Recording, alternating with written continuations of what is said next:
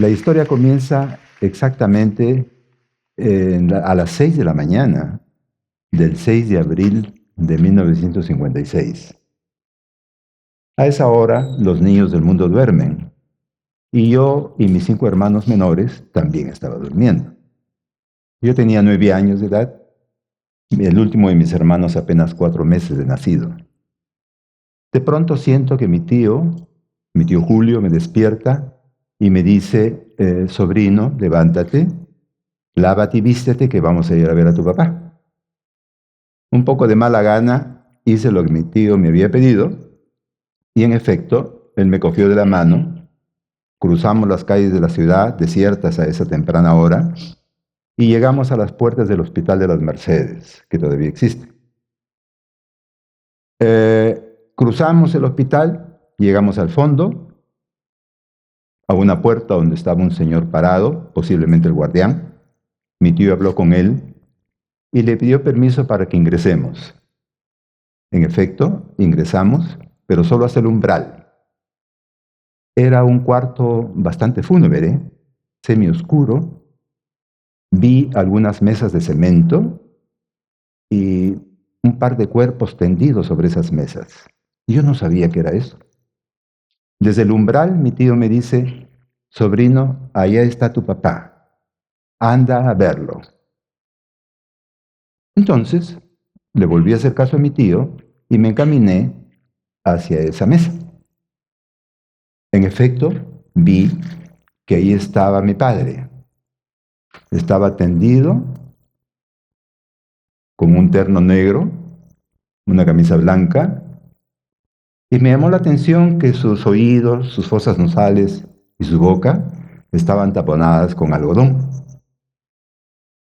No entendí eso, pero menos entendí que mi padre estuviera ahí inmóvil, que no me dijera nada. Debo decir con sinceridad que no tuve miedo, pero sí recuerdo que sentí un sobrecogimiento interior muy grande. Y en mi todavía no muy desarrollada intuición de niño, sospeché que algo importante estaba pasando, sin saber qué era. Al poco rato me llamó mi tío, salimos de ese cuarto, después supe que se llamaba la morgue, se despidió del guardián y apenas salidos me dijo, sobrino, ¿tú sabes lo que es la muerte? En realidad yo no sabía lo que era la muerte, aunque había visto varias películas del oeste norteamericano, ¿no? Donde los soldados matan a los indios y todo eso. Entonces le dije que sí, sin saber realmente qué era la muerte. Entonces mi tío me dijo 2 frases que marcaron mi vida para siempre, hasta hoy. Me dijo, sobrino, tu padre ha muerto. Y ahora tú, como su hijo mayor, tienes que reemplazarlo. Y tienes que ver por tu madre y por tus hermanos menores. Mi tío Julio ya murió, de modo que nunca podré preguntarle por qué hizo eso conmigo. Lo cierto es que eso existió. Y con esa frase que me dijo, acabó abruptamente mi infancia. A partir de ese momento, la responsabilidad hacia los demás se convirtió en el sentimiento predominante de mi vida. Empecé por sentirme responsable por mi mamá y los hermanos menores, 5. Luego me sentí responsable por mis compañeros de estudios, en el colegio y en la universidad. Después me sentí responsable por el pueblo peruano. Por eso es que ingresé a la vida política y a la dirigencia estudiantil a los 17 años de edad.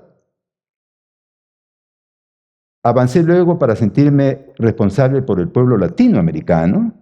A los 18 años asistí becado a un curso de capacitación política para dirigentes responsables de la defensa de la democracia en América. Poco me faltó para sentirme responsable por la humanidad entera. Tenía que ser un buen hijo, un buen hermano, un buen estudiante, un buen profesional, un buen ciudadano. Todo tenía que hacerlo bien. Entonces sentí que algo me estaba asfixiando, pero no sabía bien qué era. Con grandes limitaciones económicas pude hacer mis estudios primarios, secundarios y universitarios. Podría contar muchas de esas limitaciones. Basta con una. Nunca tuve un texto escolar en mis manos, porque mi mamá no tenía plata para comprármelo. Y un uniforme escolar que normalmente duraba 1 año, a mí me tenía que durar 3 años, por la misma razón. Y pese a esas grandes limitaciones económicas, sin embargo, fui uno de los mejores, si no el mejor alumno de mi promoción en el colegio. Ingresé con el primer puesto al examen de ingreso a la universidad. Fui el mejor estudiante en la Facultad de Educación de la naciente Universidad Nacional de Lambayeque durante los 5 años de estudios. Al final la universidad me otorgó el premio de excelencia por haber sido el mejor estudiante. Fui profesor en un colegio secundario estatal. Gané un concurso de cátedras y fui catedrático a los 22 años, probablemente el más joven del Perú. Y hasta el obispo de Chiclayo quiso tenerme como profesor. Me llamó para que fuera profesor de filosofía para los futuros sacerdotes de Chiclayo. De modo que, oh milagro, a la edad de 22 o 21 años, ganaba 3 sueldos.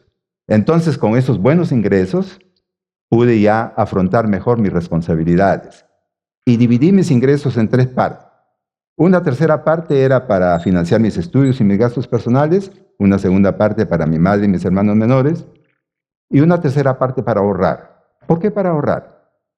Porque pese a los éxitos que obtenía, yo sentía que mi vida se estaba transformando en una cárcel dorada, dorada por los éxitos, pero cárcel porque sentía que no estaba viviendo mi vida, sino la vida que los demás querían que yo viva. Entonces, a muy temprana edad, 17 y 18 años, pensé en el siguiente plan secreto. Esto es como una carrera de postas. Yo he comenzado la carrera por ser el mayor.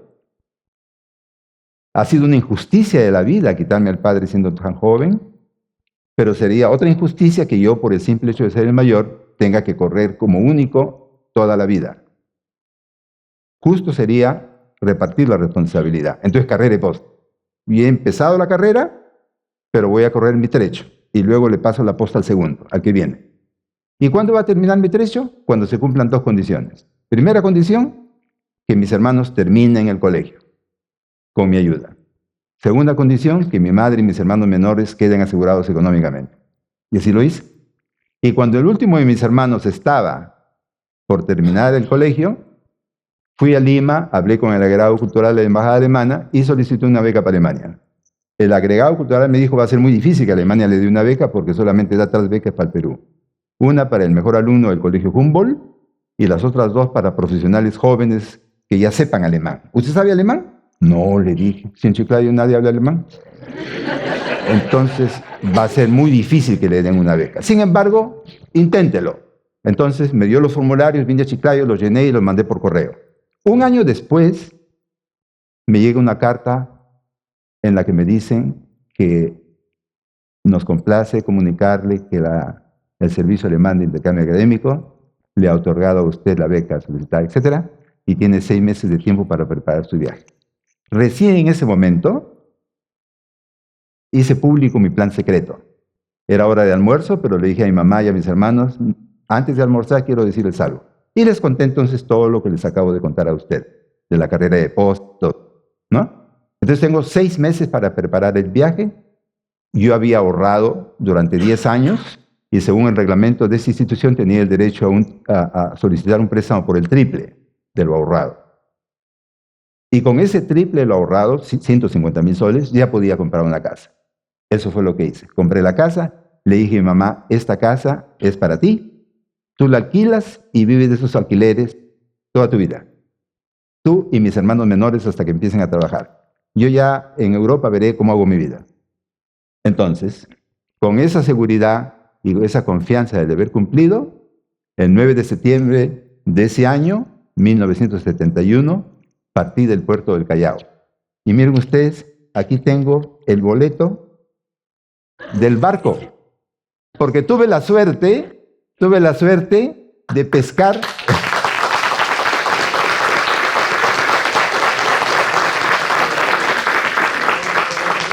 Tuve la suerte de pescar un pasaje en el último viaje de pasajeros de barco o por barco que hizo la compañía italiana Italmar, desde el Callao hasta Europa.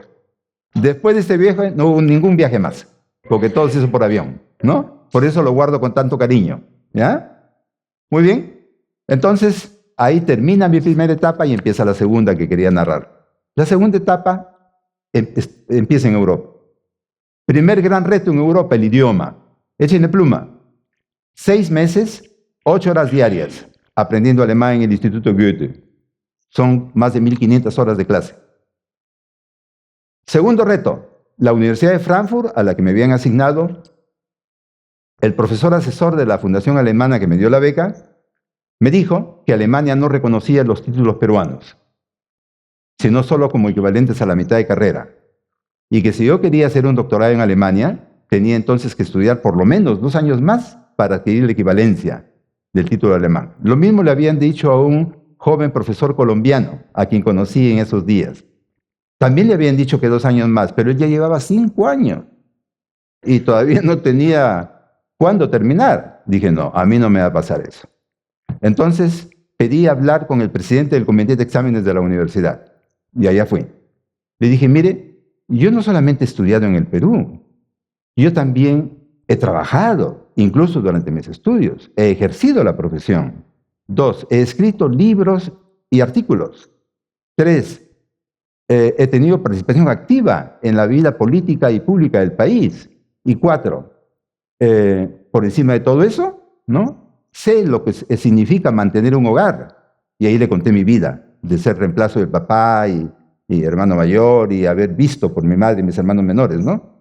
Entonces le dije, yo he asistido ahí a clases en la universidad, y he visto que mis colegas, los estudiantes alemanes, me aventajan en una sola cosa, que es el dominio del idioma, lo cual es natural, pues, porque yo recién tengo 6 meses de aprendizaje. Pero de aquí a pocos meses yo estaría al mismo nivel. Pero ninguno de ellos tiene los otros méritos que yo tengo. De modo que me parece injusto que a mí me pongan al nivel de un estudiante alemán. El hombre se quedó impresionado. Me dijo, todo lo que usted me ha dicho, mándelo por escrito, por favor. Lo hice, ¿ya? Lo hice y al mes me llegó la respuesta.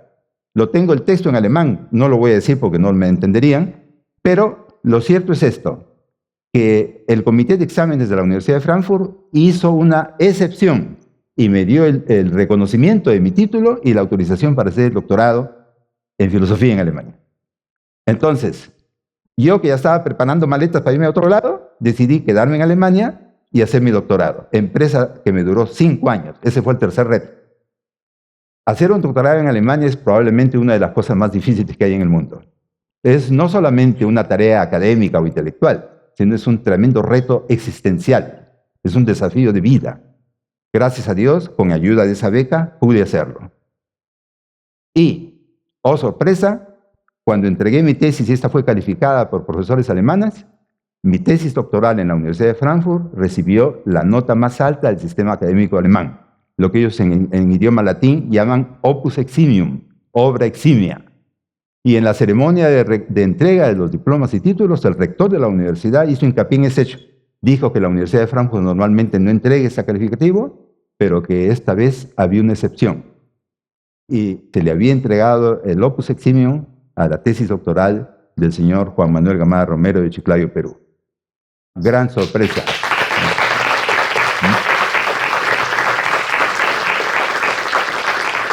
La universidad y otras instituciones quisieron de inmediato contratarme, pero la sangre me dijo, tú necesitas ahora vivir tu vida. Esa es la razón de fondo por la cual has venido a Alemania.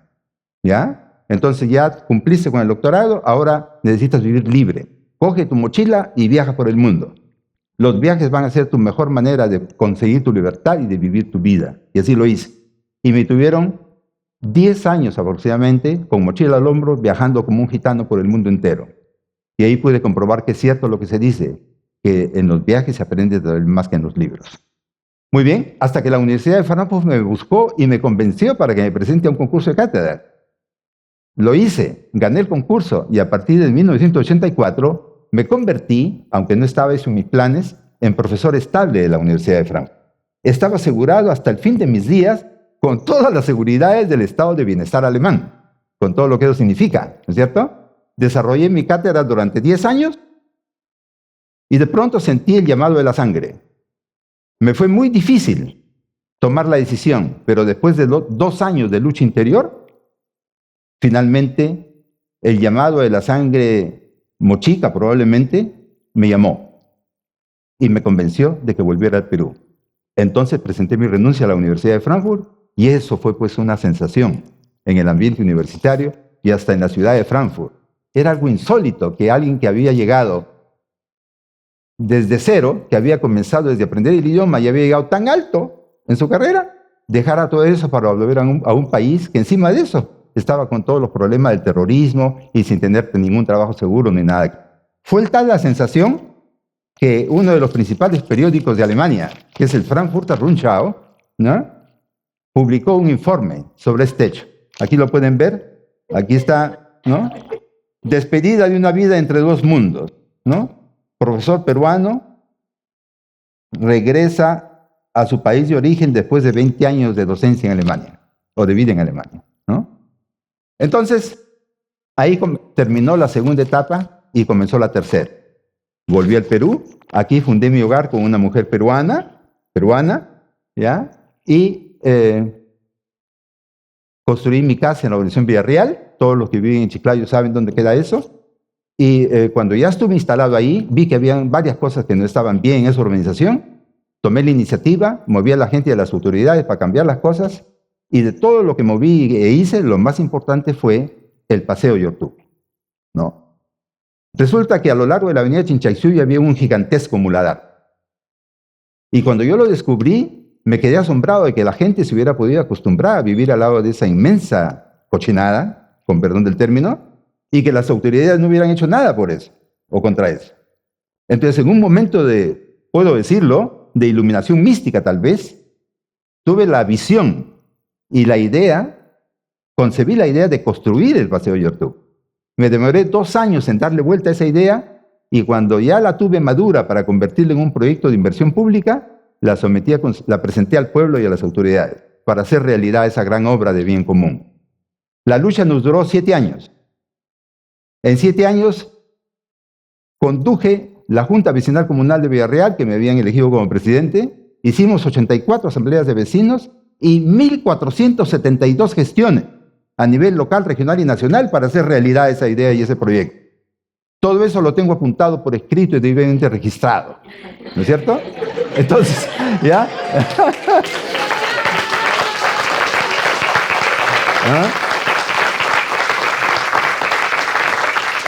Entonces decidimos, ahora el Paseo Yortuque, como ustedes saben, la construcción está terminada, pero la obra no está terminada, porque todavía faltan algunas cosas que para mi concepto inicial son fundamentales. Y por eso hace poco hemos formado un comité de mejoramiento del Paseo Yortuque y estoy empeñado en que se termine con lo que no se hizo todavía y sobre todo que se haga la implementación de un programa cultural de actividades permanentes en el Paseo Yortuque. El Paseo Yortuque debe convertirse en una ágora cultural al aire libre en Chiclayo. Eso debe ser un hervidero de cultura. Ahí se deben presentar al aire libre piezas de teatro, conciertos de música, festivales de danza, exposiciones de pintura, exposiciones gastronómicas, etc. Es decir, tenemos 10 universidades en Chiclayo y no hay vida cultural en la ciudad. Hay que acabar con eso.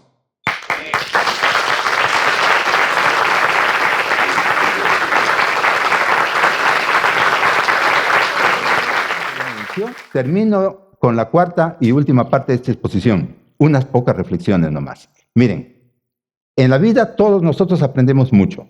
Yo también he aprendido algunas cosas. De todas esas cosas que he aprendido, quisiera esta tarde dejarles unas 3 o 4 nada más. Primera lección que he aprendido. No hay paraísos bajo el sol. En toda vida hay problemas. 2.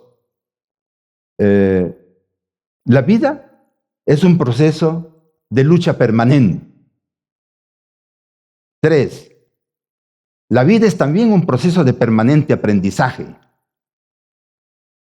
Hay que tener la voluntad y la capacidad de aprender nomás. 4. Si hay algo en la realidad que no nos gusta o que no está bien, tratemos de cambiarlo. Si vemos que no podemos cambiarlo pese a todos los esfuerzos hechos, aprendemos a sobrellevarlo sin amarguras. y aprendemos a distinguir entre ambas cosas. Y finalmente, la última reflexión, no nos contentemos, por favor, no nos contentemos con reclamar, con protestar, con quejarnos, con lamentarnos. No, tampoco, por favor, nos conformemos con estar echándole la pelota a los demás. Y menos esperemos que los demás vengan a solucionar nuestros problemas. Tomemos nosotros mismos la iniciativa y transformemos el mundo positivamente. Si queremos mejorar el mundo, tenemos que empezar por mejorar nosotros mismos como personas. Muchas gracias.